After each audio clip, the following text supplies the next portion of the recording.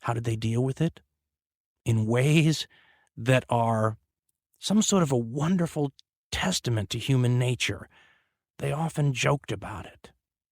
They adopted a sort of gallows humor at times that reminds you of police officers or firemen or, let's be honest, journalists and soldiers and people who see this horrible stuff and their way of coping with it is humor.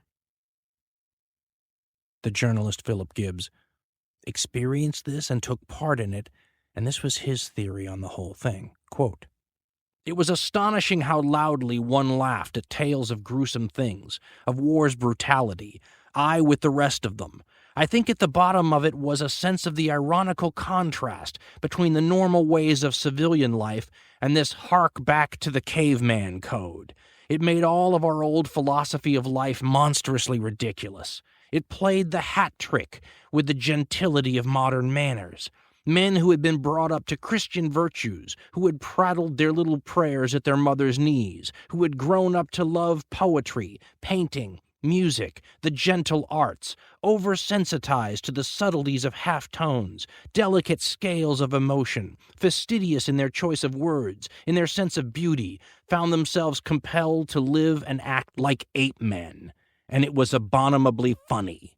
They laughed at the most frightful episodes, which revealed this contrast between civilized ethics and the old beast law.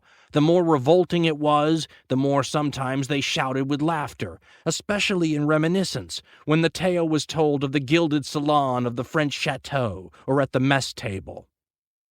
It was, I think, he writes, the laughter of mortals at the trick which had been played on them by an ironical fate.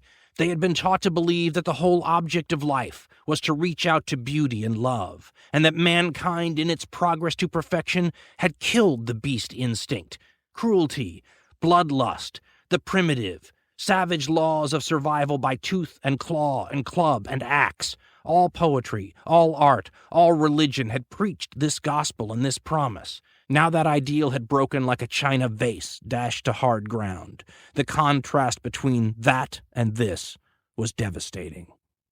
End quote.